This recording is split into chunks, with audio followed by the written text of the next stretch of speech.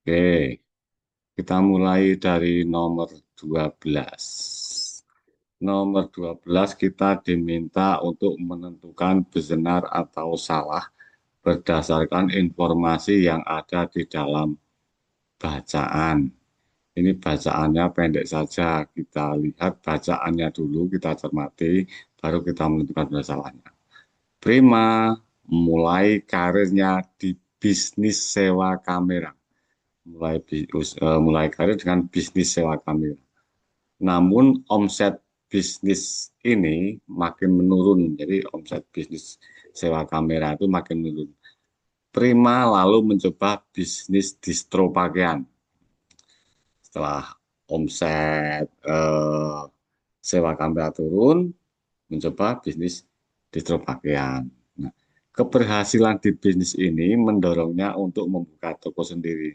Jadi bisnis distronya ini berhasil sampai si Prima membuka toko sendiri. Seperti itu. Pendek saja teksnya. Nah, kemudian kalian diminta menentukan mana yang benar, mana yang salah. Mana yang benar, mana yang salah. Prima mulai bisnis sebagai pedagang camilan. Itulah apa salah? Salah ya.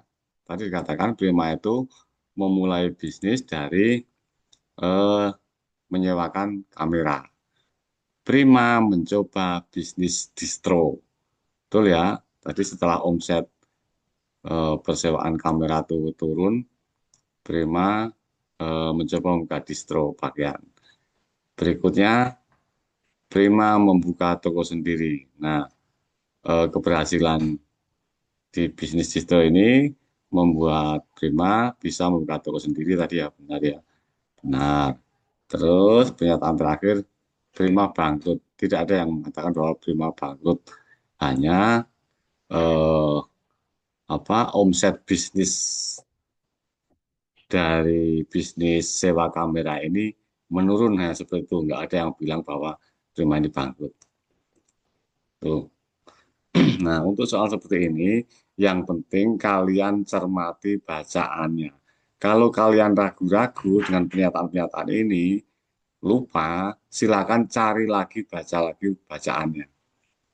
Ya, teksnya dibaca lagi, dicari lagi. Ini nggak sulit kalau cuma soal seperti ini. Atau kalian bisa kembali melihat eh, teksnya, hanya itu saja. Nah ya, lanjut nomor 13. Perhatikan berikut, iklan berikut. Iklan apa ini? Susu, namanya Milk Yes. Yang memproduksi PT Sumber Energi, ini yang memproduksi. Nah, susu Milk Yes ini menunjang kecerdasan dan daya tahan tubuh anak. Menunjang kecerdasan dan daya tahan tubuh anak. Nah, kandungannya apa? Mengandung omega 3, DHA, dan 12 vitamin.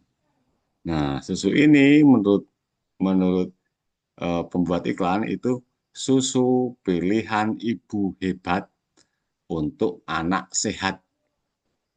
Nah, kemudian informasi lainnya tersedia rasa original, stroberi, dan pisang. Nah, itu informasi-informasi yang ada di iklan. Nah, untuk memahami iklan, kalian harus baca semua tulisan di iklan itu. Kalian harus baca semua tulisan di iklan dengan teliti. Kemudian kita diminta menentukan pernyataan yang sesuai dengan iklan.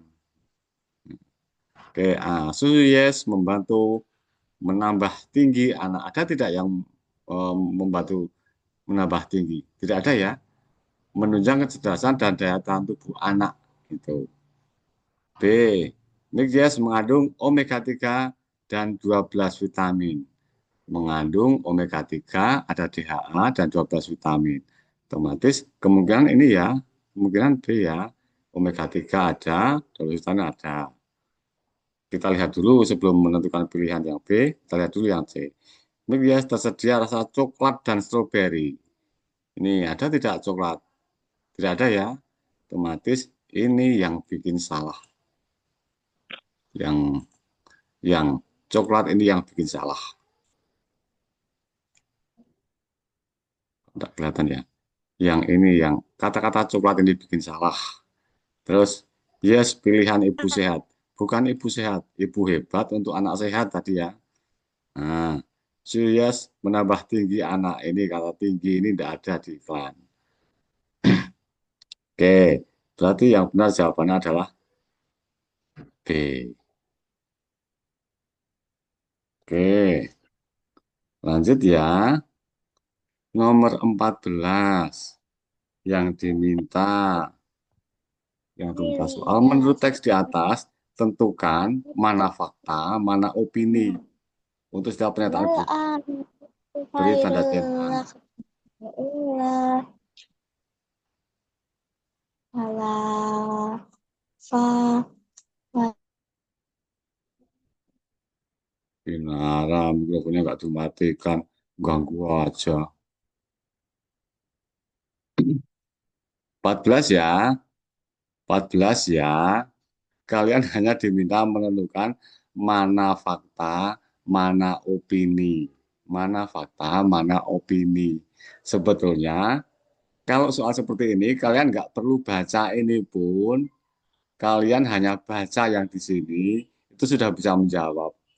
Jadi, menurut Pak Guru, kalau ada soal seperti ini, kalian diminta menentukan ini yang mana fakta, yang mana opini. Kalian nggak perlu baca ini, sudah bisa. Jadi menghemat waktu. Nah, yang membedakan fakta sama opini apa? Nah, yang paling mudah dipahami, opini. Opini itu adalah pendapat pribadi. Opini itu pendapat pribadi. Artinya, kalau ada dua orang, itu pendapat pribadinya terhadap satu hal yang sama, itu bisa berbeda. Artinya opini itu tidak sama untuk semua orang, nggak sama. Pendapat itu nggak sama untuk semua orang. Nah, jadi dari pernyataan 1, 2, 3, 4 ada 4 pernyataan ini, yang mana yang mungkin untuk orang berbeda, pendapatnya juga berbeda. Paham ya? Nah, kalau fakta, fakta itu ya betul-betul terjadi, betul-betul kejadian. Nah, dari 4 pernyataan ini akan kita cari yang opini yang mana. Yang paling mudah dulu ya, yang opini ya. Teknologi layar sentuh menjadi penghubung manusia eh, dengan teknologi. Ini ini bukan opini, ini fakta. Ini memang faktanya seperti itu. Jadi ini fakta. Kegunaan terkenal layar sentuh terdapat pada smartphone. Smartphone itu telepon genggam, telepon pintar. Ini fakta ya, fakta. Nggak bisa disanggah. Kita dapat memindai dengan jari untuk menjelajah aplikasi. Bisa pakai jari. Nah, sentuh itu pakai jari. Ini juga fakta. Hal ini memberi kenyamanan yang belum pernah ada. Memberi kenyamanan. Apakah semua orang itu nyaman dengan teknologi layar sentuh? Nah, tidak semua orang merasa nyaman terhadap teknologi layar sentuh. Maka karena ini pernyataan ini bisa salah bagi orang lain, bagi bisa nggak sesuai dengan orang lain, artinya pendapat orang mengenai hal ini berbeda-beda. Kalau masing-masing orang ditanya apakah Anda merasa nyaman dengan layar sentuh, pasti ada yang menyatakan ya saya nyaman, dan ada yang mengatakan saya nggak nyaman. Nah, karena ini memungkinkan pendapat yang berbeda, maka ini disebut sebagai opini. Yang lain fakta semua. Itu ya, saya ulang. Cara menentukan opini, opini itu tidak sama untuk setiap orang. Jadi mungkin ada opini yang berbeda dari banyak orang Ada opini yang ada pendapat yang berbeda beda untuk tiap orang, beda-beda, bisa beda-beda untuk tiap orang. Itu yang disebut sebagai opini. Oke, dari penjelasan tadi, ada yang mau ditanyakan? Kalau mau ditanyakan, silakan dinyalakan mikrofonnya, kemudian ajukan pertanyaan. Tidak ada? Kalau tidak ada, silakan di screenshot. Kalau tidak ada, silakan di screenshot. Kemudian akan Pak Guru hapus. Akan Pak Guru hapus. Ya, oke. Kita ambil soal berikutnya. Kalian sabar. Kalian sabar dulu. Kita ambil soal berikutnya.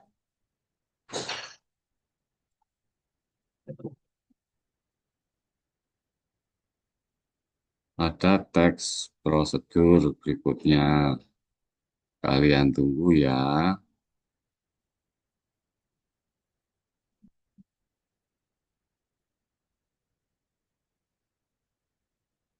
Oke, kalian tunggu.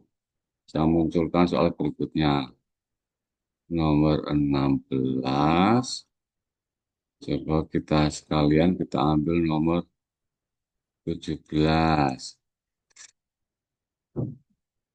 Sekalian kita ambil nomor 17.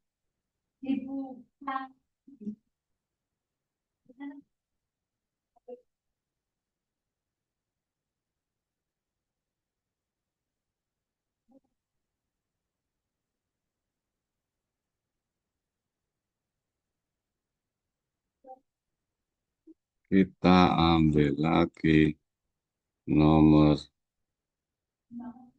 18.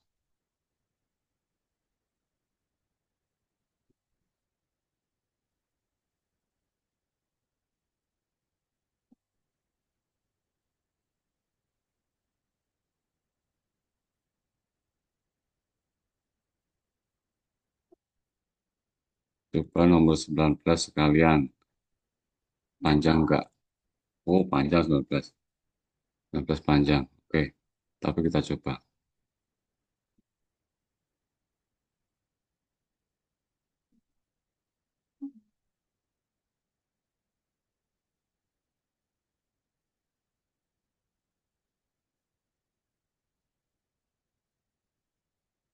Oke,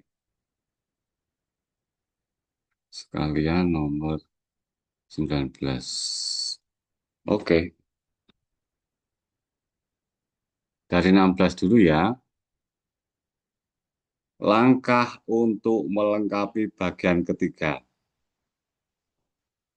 Jadi ini disajikan namanya teks prosedur. Teks prosedur itu berupa kalimat-kalimat perintah atau kalimat larangan yang jelas. Teks prosedur itu berupa kalimat seruan. Berisi kalimat-kalimat seruan yang menuntun kita untuk melakukan sesuatu. Nah, berupa urutan perintah. Teks prosedur itu urutan perintah untuk melakukan sesuatu. Nah, teks prosedur itu pastinya disusun secara urut. Tidak boleh ada yang eh, tumpang tindih. Harus urut semua. Harus urut semua. Nah, untuk teks ini kalian diminta melengkapi yang nomor 3 yang titik-titik ini. Itu isinya apa nanti seperti itu. Isinya nanti apa?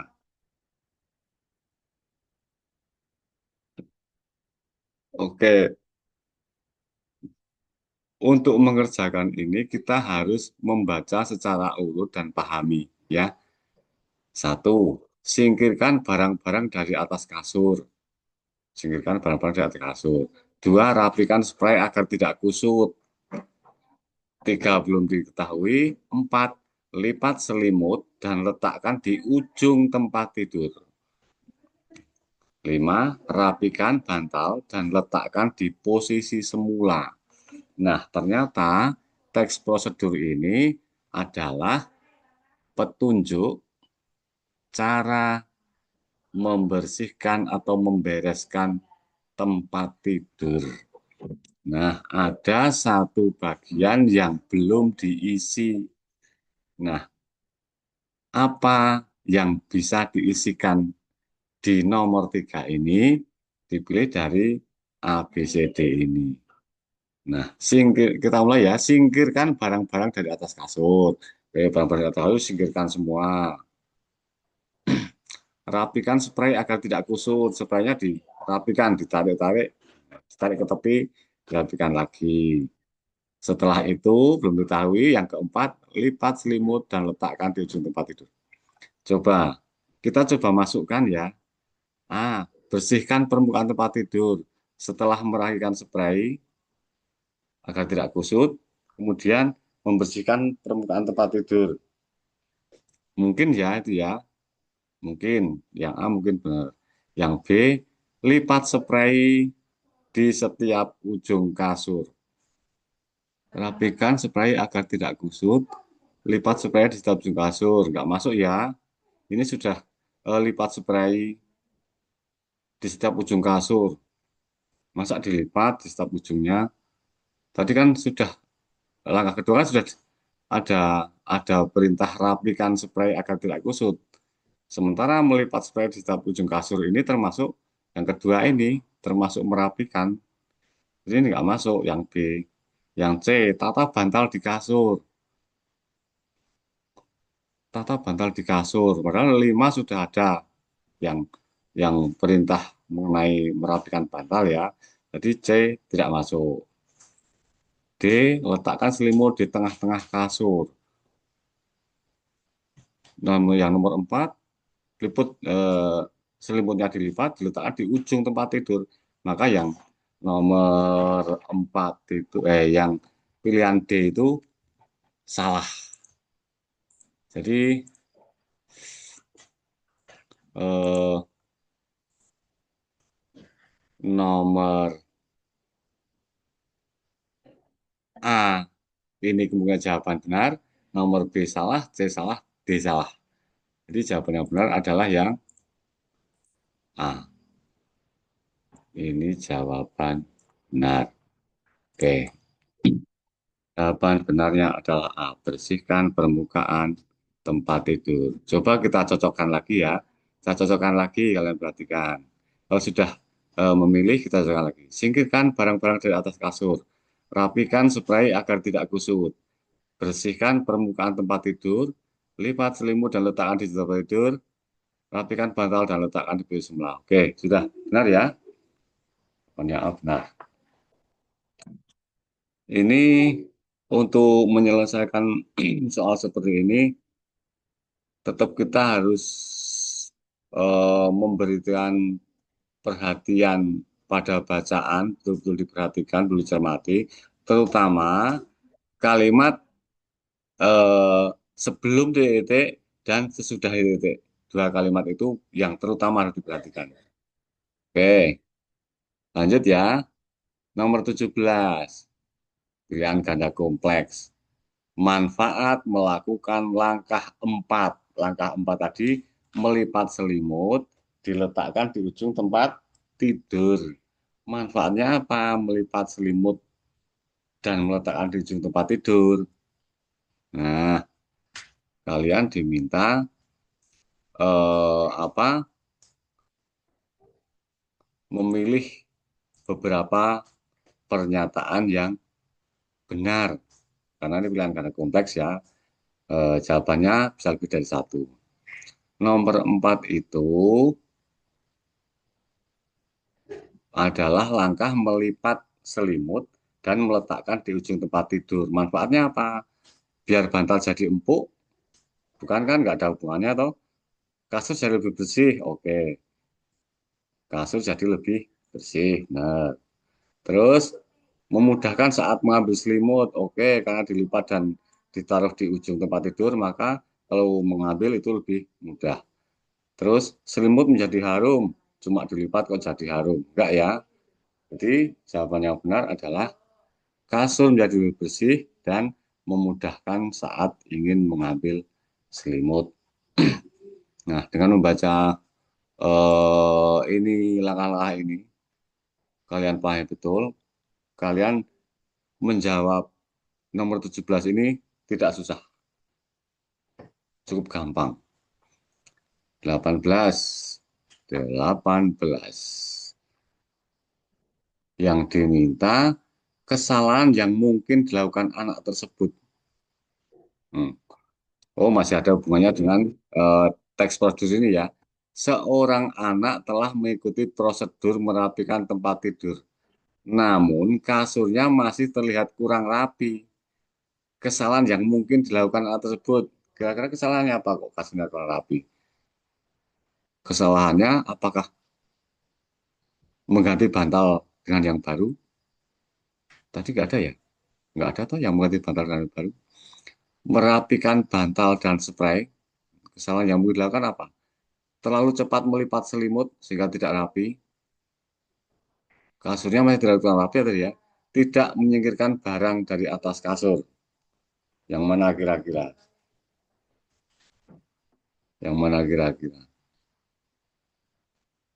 Ini kemungkinan jawabannya adalah merapikan terlalu cepat melipat selimut sehingga lipatnya tidak rapi dan tempat tidurnya menjadi tidak rapi. Kasurnya terlihat kurang rapi. Oke, jawaban yang ini. Kalau sudah apa melakukan seluruh prosedur ini, tapi kasusnya masih terlihat kurang rapi, itu kemungkinan adalah terlalu cepat melipat selimut. Padahal eh, merapikan bantal dan spray sudah dirapikan. Menyingkirkan barang-barang di atas kasur sudah disingkirkan. Nah, yang belum dilakukan mungkin eh, terlalu cepat melipat selimut. Itu ya. Oke, lanjut. Nomor 19. Nomor 19 ini eh, tentang puisi. Tentang puisi. Kalian diminta untuk menentukan tema puisi. Tema puisi. Nah, tema puisi itu bisa ditentukan dengan membaca keseluruhan puisinya. Keseluruhan puisi yang dibaca, kemudian nanti kita cermati satu persatu. Oke ya, kita baca dulu ya. Hutan kami telah dikebiri dengan cara yang tidak manusiawi oleh orang-orang berdasi. Mereka memusnahkan dengan api tanpa memikirkan hidup kami. Bisa-bisa kami mati, asap memberi banyak rugi. Paru-paru diserang tanpa negosiasi, anak menjerit sampai ke hati.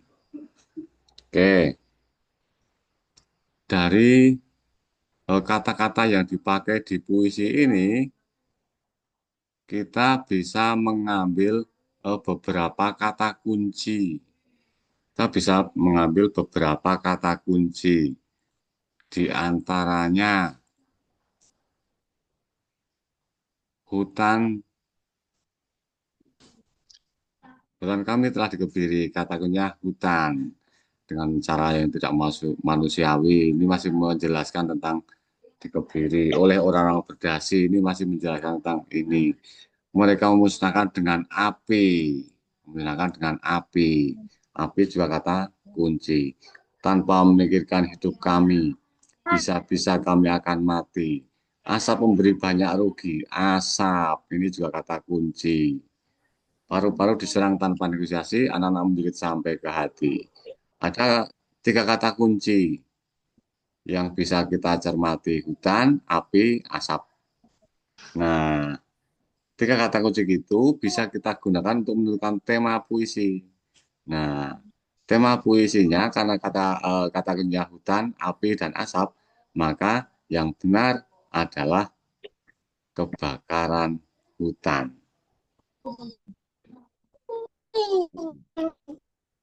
Itu eh, cara menentukan tema puisi. Satu hal utama yang dibahas dalam puisi. Satu hal utama yang dibahas dalam puisi itu adalah puisi. Nah, kita bisa menentukan kata kunci dari eh, kalimat-kalimat dalam puisi itu untuk menentukan temanya. Kita bisa menemukan kata kunci untuk menentukan tema apa yang dipakai dalam puisi itu. Oke, masih kurang dari 10 menit waktunya. Coba saya tambahkan lagi beberapa soal, satu soal lagi mungkin yang masih berkaitan dengan puisi itu, yang masih berkaitan dengan puisi itu. Nomor 20-nya, coba apa? Oh, masih ada dua soal.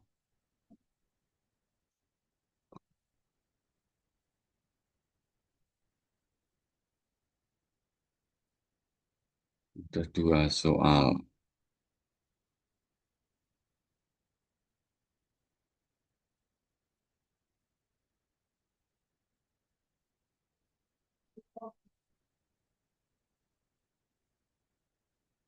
Oke, masih berkaitan dengan eh, puisi tadi ya, masih berkaitan dengan puisi tadi.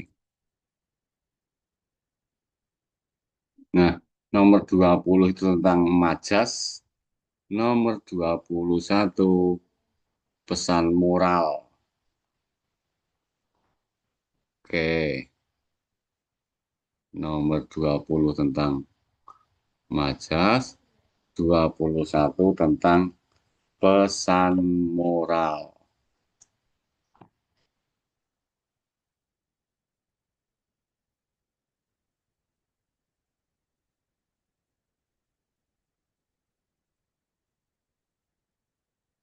Oke, 20. Anak-anak menjerit sampai ke hati. Nah, larik puisi di atas mengandung majas yang mana? Kemarin pelajaran tentang majas sudah ya. Pelajaran tentang majas sudah.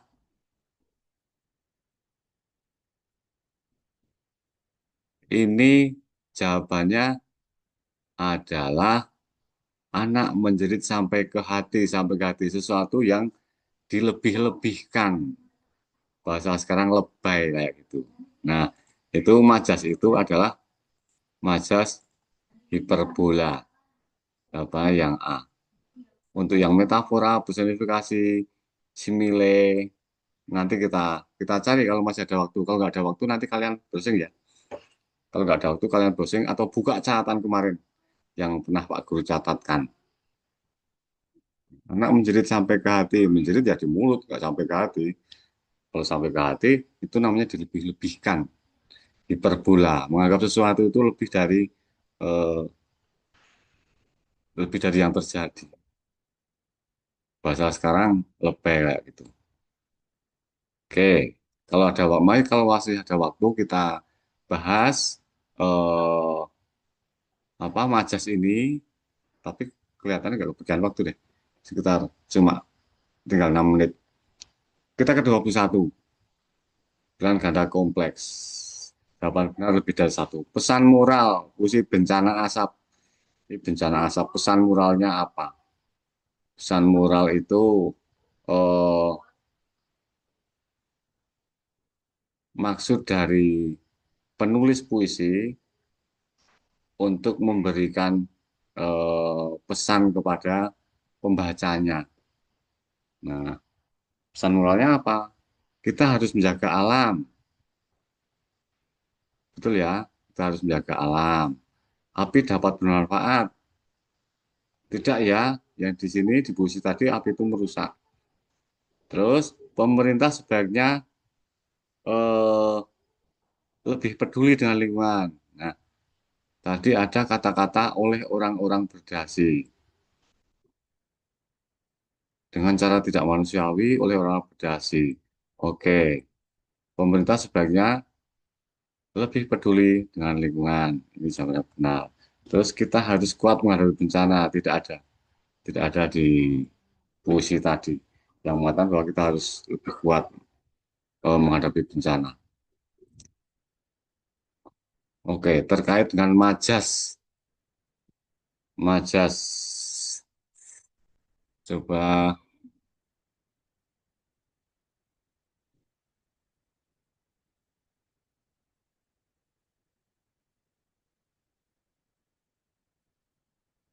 kita cari sebentar. Hiperbola, metafora, personifikasi, personifikasi, simile.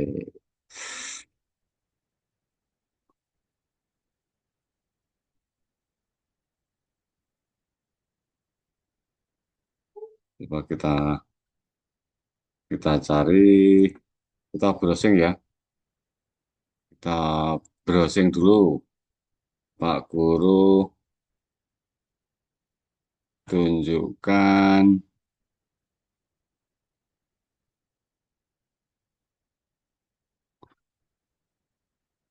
Oke,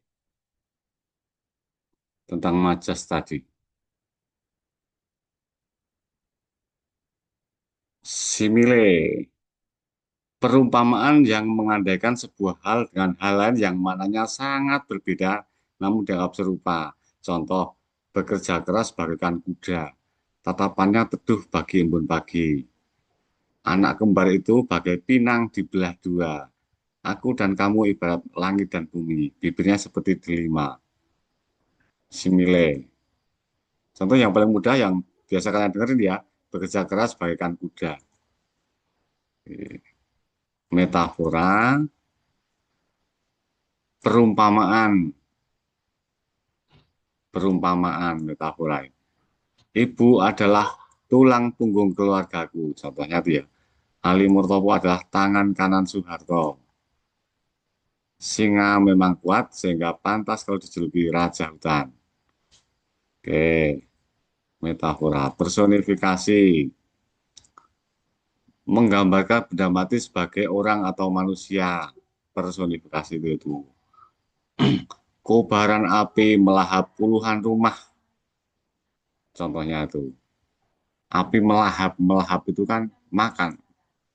Jadi api diibaratkan sebagai makhluk hidup bisa melahap. Angin topan mengamuk. Angin topan mengamuk. Ini benda mati diibaratkan seperti benda hidup atau manusia. Dengan lihnya penulis berimajinasi dengan pena yang menari-nari. Pena yang menari-nari. Langit ikut menangis. Angin berbisik. Tuh personifikasi. Apalagi yang lain yang ada tadi. Oke. Masa sudah banyak sekali. Oke. Eh, untuk majas, besok bisa kita dalami lagi di kelas. Karena ini eh, waktunya sangat terbatas, hampir habis. Tinggal 1 menit, lebih sedikit. Nah, setelah ini kalian lanjutkan, coba sendiri ya. Kalian lanjutkan belajarnya, coba sendiri nomor berikutnya. Yang nomor ini tadi, nomor yang kita bahas, silakan diulang analisisnya seperti contoh yang Pak Guru berikan. Silakan kalian mengulang analisisnya. Kemudian kalian lakukan analisis, terus tentukan jawaban, kemudian apa? Kemudian setelah kalian menentukan jawaban, cocokkan, cocokkan dengan apa hasil screenshotan kamu tadi atau buka kunci jawaban. Ini bisa kalian screenshot sebelum halamannya tertutup. Setelah ini nanti rekaman Zoom ini akan Pak Guru upload ke YouTube. Kalian bisa cek lagi. Oke, saya akhiri. Assalamualaikum warahmatullahi wabarakatuh. Waalaikumsalam warahmatullahi wabarakatuh. Oke, Pak Guru. Terima kasih Pak Oke, Guru. di, Pak Guru. di. Tamatlah sudah. Bisa kami.